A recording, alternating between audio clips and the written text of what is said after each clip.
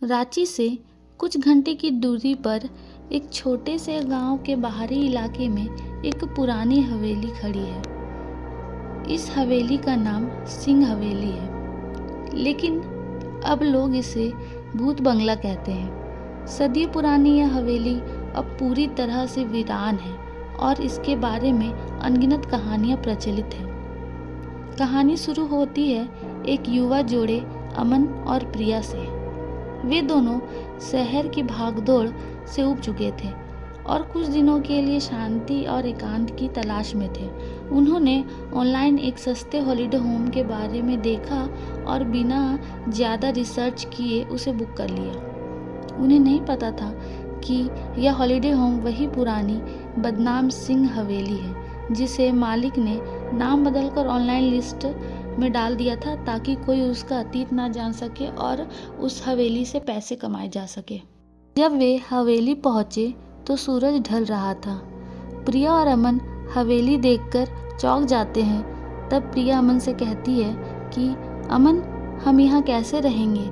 ये तो कितनी गंदी जगह है, यहाँ तो कोई साफ सफाई नहीं है। हमने जब बुक किया था ये तो कुछ और ही दिख रहा था, अब हम यहाँ कैसे रहेंगे? तब अमन प्रिया से कहता है कि सही कह रही हो, अब तो इतनी शाम हो गई है और आसपास कोई होटल भी नहीं है रहने के लिए। तब दोनों मिलकर डिसाइड करते हैं कि आज की रात वहाँ पे बिता लेते हैं और सुबह होते ही वो दूसरी कोई अच्छी जगह देखेंगे। हवेली अपने नाम की ही तरह विशाल और भव्य थी, लेकिन अजीब सी उदासी और खामोशी उसमें बसी हुई थी। खिड़कियों के शीशे टूटे हुए थे और दीवारों पर काई जम चुकी थी। मेन गेट पर जंग लगा हुआ था और उस पर लटकते पुराने ताले ने एक डरावनी आवाज के साथ रास्ता दिया। प्रिया ने अंदर कदम रखते ही एक अजीब सी ठंडक महसूस की, जबकि बाहर गर्मी थी। यह जगह थोड़ी अजीब नहीं है? उसने अमन से फुसफुसाते हुए कहा। अमन, जो रोमांच का शौकीन था, मुस्कुराया। अरे, ये बस थोड़ी पुरानी है, शायद हम कुछ इतिहास का हिस्सा बन जाए। जैसे ही वो अंदर गए, हवा में एक पुरानी सड़ी हुई गंध फैल गई। धूल और मकड़ी के जालों से भरी बड़ी बड़ी कोठरियाँ, ऊंची छतें और अंधेरे गलियारे थे। उन्होंने किसी तरह एक जगह ढूंढा जो थोड़ा साफ था और वहाँ अपना सामान रखा। पहली रात सब कुछ सामान्य था। वे थके हुए थे इसलिए जल्दी ही सो गए, लेकिन रात के ठीक 3 बजे प्रिया की नींद एक अजीब सी आवाज़ से खुली। ऐसा लग रहा था जैसे कोई हवेली के अंदर धीरे धीरे चल रहा हो और उसके पैरों में पायल की खनक हो। प्रिया ने अमन को जगाने की कोशिश की, लेकिन वह गहरी नींद में था। डरते डरते वो उठी और दरवाजे के पास गई। आवाज़ पास आ रही थी और अब उसे एक औरत के रोने की दबी हुई आवाज़ भी सुनाई दी।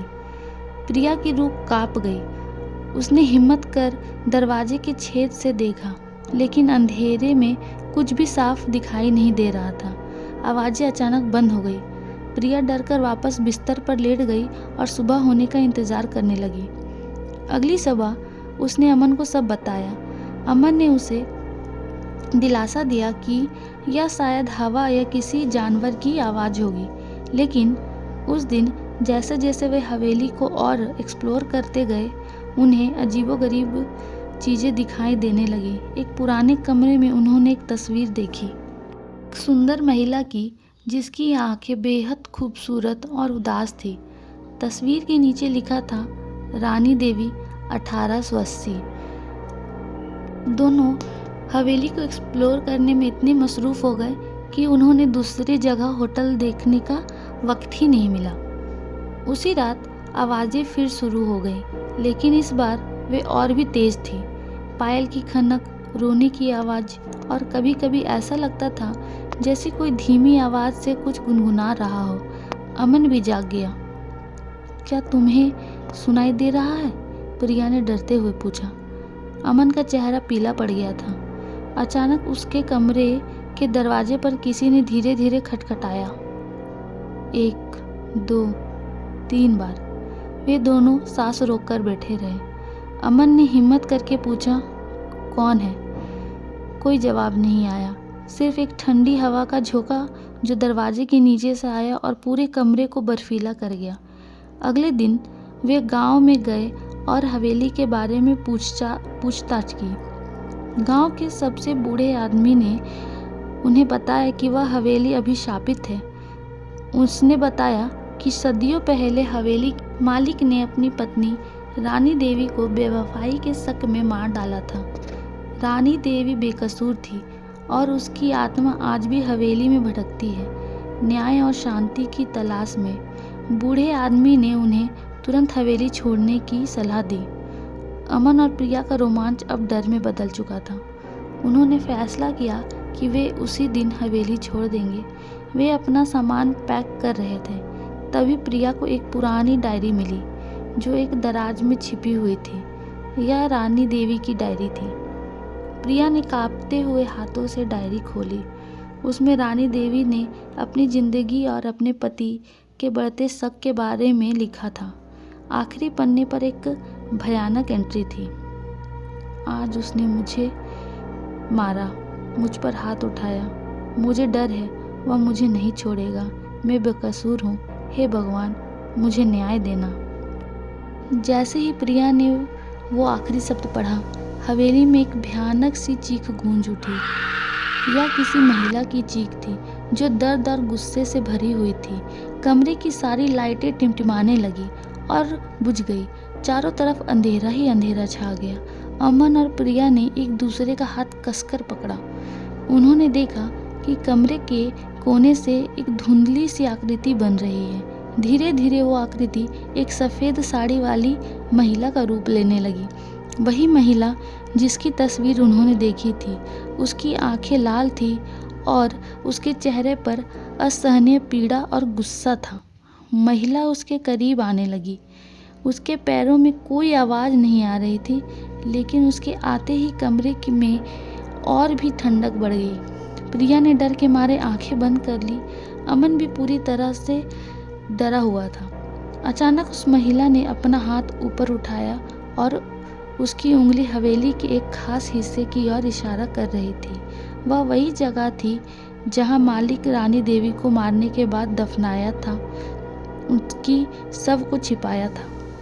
मानो जैसे वो अमन और प्रिया से कह रही हो कि मुझे न्याय दिलाओ और मुक्ति दिलाओ इस संसार से। एक पल के लिए रानी देवी की आंखों में शांति दिखाई दी, फिर वह धीरे धीरे धुएं में बदल गई और गायब हो गई। लाइटें वापस आ गई, लेकिन अमन और प्रिया कांप रहे थे। उन्होंने अगले ही पल अपना सामान उठाया और हवेली से बाहर निकलकर भागे। सबसे पहले वे गांव की ओर गए और फिर गांव वाले को सारा कुछ बताया। अमन और प्रिया और गांव वालों ने मिलकर उस जगह की खुदाई की जहां रानी देवी ने इशारा किया था, और वहां पर रानी देवी के अवशेष मिले। उनके शरीर को पूरे सम्मान के साथ अंतिम संस्कार किया गया और उसके बाद से सिंह हवेली में कोई आत्मा दिखाई नहीं दी। सारा कुछ होने के बाद अमन और प्रिया उस गांव से चले गए और उन्होंने उस गांव में कभी भी पैर नहीं रखा। लेकिन आज भी उस हवेली के बारे में कहानियाँ सुनाई जाती हैं जो लोगों को यह याद दिलाती है कि कुछ आत्माएं तब तक शांति नहीं पाती जब तक उन्हें न्याय नहीं मिल जाता, और कुछ जगहें ऐसी होती हैं जहां अतीत कभी मरता नहीं, बस इंतज़ार करता है सही समय का। फ्रेंड्स, आज की स्टोरी यहीं ख़त्म होती है।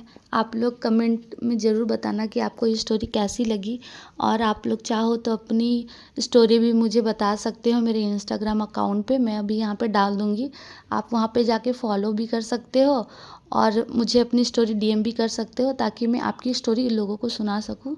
आप लोग को बहुत बहुत शुक्रिया अगर आप लोग ऐसा करते हो तो, और बाकी तो थैंक यू।